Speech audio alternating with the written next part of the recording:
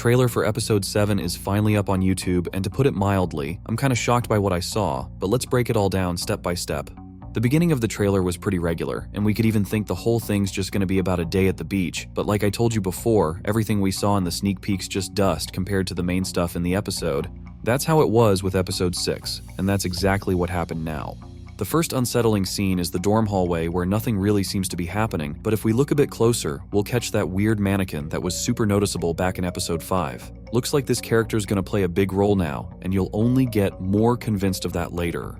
After that, we get another beach scene, but let's just agree, I'm not gonna point it out every single time, and right after that, we see one of the wildest shots ever. Jax lying in his room in complete despair, and even the lighting alone tells you how bad things are for him. But what grabbed me even more is the picture on his wall where we see a genuinely happy Jax, Ribbit and Kaufmo, looking just as happy as Jax, while Ribbit doesn't really seem thrilled about what's going on. Maybe it's just me, but she's got this super serious look, and there's zero fun on her face. Then we see the door to Kane's office. And now that's interesting because this is the first real hint that Kane's gonna play the most important role out of all the episodes of the digital circus so far. Then we see that same mannequin again, and after that it's all kinda chaotic, but we can catch Kane who looks like he's starting to get mad. Then the shots start switching super fast, and it's hard to catch anything on a normal watch, but we got a bit of an advantage, so let's go through every frame in detail. First we see Zubul lying there kinda looking unconscious, and at first it's not clear at all what this location even is. After that, we get Pomni and Regatha, who apparently finally became good friends in some weird place. It looks like a part of the digital circus that's not fully finished yet, or just some creepy messed up area where nothing can be controlled. Sadly, it's pretty hard to say more for now.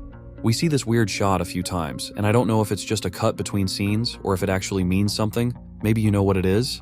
Then we get the phrase, "It's time," and in the background we see that same door with the exit sign, like a hint that in episode 7, we're gonna see a full-on escape plan from the digital circus finally kicking off.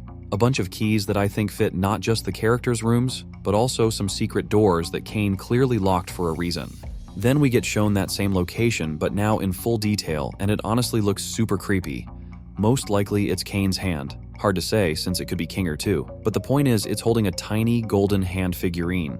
The golden hand's actually a solid expression, meaning top-tier skill, the ability to do any job perfectly, and with finesse. So it's pretty likely this figurine belongs to Kane, and he's looking at it realizing he doesn't deserve it, because it's obvious to everyone he's failing at his main task. We see Kinger telling something to Pomni, and she's clearly shocked. Maybe this is where he reveals who he really is, and if you don't get what I'm talking about, I'll make a separate video soon, showing all the proof that Kinger's actually one of the creators of the digital circus. But for now, let's get back to the trailer. We also get shown some kind of magic orb, maybe that's bubble, and inside it you can perfectly see the winter area of the digital circus, but what it's actually about is still kinda unclear. Then we see Kane at his worst, that same mannequin, but now with a pretty creepy expression. Even though he's smiling, it somehow makes me super uncomfortable. On top of that, we get a super short shot of Jax's room door opening, and apparently it's not Jax opening it, otherwise the creators probably wouldn't make such a big deal out of it. This is most likely Kane, and of course we also get Regatha in some really weird place, kinda like a digital circus temple, but it's still pretty hard to say for sure. And at the end, we hear the repeated "It's time," and also this. I think I found the way to leave. Like I said before, episode 7's gonna be the start of the escape from the digital circus, or maybe the creators mean something totally different by that. But the craziest part of the scenes is definitely that weird door with the hard to make out location behind it. Maybe it's the way to that creepy place, or maybe even the real world. Luckily, there's not much left and we'll find out the full truth pretty soon. But let's also remember a few more official leaks from the new episode that could prove episode 7's gonna be total madness. We know every episode is gonna be on the longer side and each one's supposed to pack at least 40 minutes of content, but since episode 7's probably the most important one for the story moving forward and for really digging into the characters, I'm dead sure this is gonna be that super long episode Gooseworx talked about. Now just imagine if it ends up running close to an hour, y'all would want to see that, right? We also know episode 7 was originally so huge they had to split it into episodes 7 and 8, which Gooseworx summed up with just one word each as, huh and oh. And now if we circle back to that Thumbler question, which episode will Jax suffer the most in? Goose's answer might seem kind of pointless at first, but when you line it up with those one-word descriptions, it's pretty clear she was most likely talking about episodes 5 and 8. And if we think back to episode 5, I can't really say Jax was suffering that bad there. aside from that bit when Ribbit got brought up, and that's it. But let's be real, episode 6 turned out way more tragic for Jax. Ow. I can get him. Wait! Trust me, partner, I got this.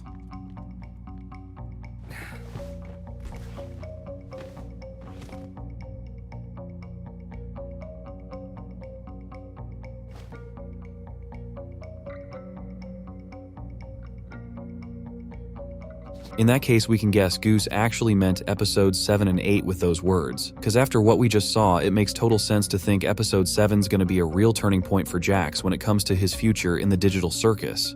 But if Goose was for sure talking about episode 8, then I'm scared to even think episode 7 won't be the thing that saves Jax, and his mental struggles are just gonna keep getting worse and worse. I'm sure that after losing his best friend, Jax started looking for some kind of comfort in the other folks at the digital circus, but everyone just felt fake to him. Then Pomni showed up and flipped the whole game, and maybe he really did start to care about her and was ready to talk to her better than with anyone else, but his trauma from losing that friend, maybe even more than one, keeps him from building any real friendships with anybody. That's why he snaps so hard at any kind of friendly gesture from someone else. That's also going to be the reason why Jax is definitely going to suffer in episode 8, because in episode 7, he just won't let anyone try to help him climb out of that hole. But I kept wondering what else could make Jax suffer in episode 7, and I think I found the answer. It's actually kind of simple. It all comes down to Ribbit. That little frog was the spark for all the traumatic stuff Jax went through, and considering that his story kicked off back in episode 5. Do you have any actual friends? Not anymore. In episode 6, we saw this continue, and on top of that, Goose cemented Ribbit as an important character for the story, with that leak showing his full design and emotions. Of course, Ribbit's not coming back in the literal sense, but memories about him are very likely going to show up in the next episode. If Jax reacts this way to just a mention of him or a drawing on his room door, imagine what's going to happen when he fully dives into those memories. I'm almost 100% sure that in episode 7, we're going to see another panic attack, and it's going to be even worse than the one we already saw. Another insanely intriguing topic for the new episode is the exit from the digital circus, which we got a hint of in episode 6. Sure, it could just be Kane's memories of the start of the amazing digital circus project, but that'd be kind of boring for this show, and thinking it's an actual exit is way more interesting. On top of that, Kinger also sparked a ton of interest after episode 6. This isn't fair. Oh, I've got just the thing. Here, take this. Well, wait. What did you just do? It's a butterfly. It can restore your health.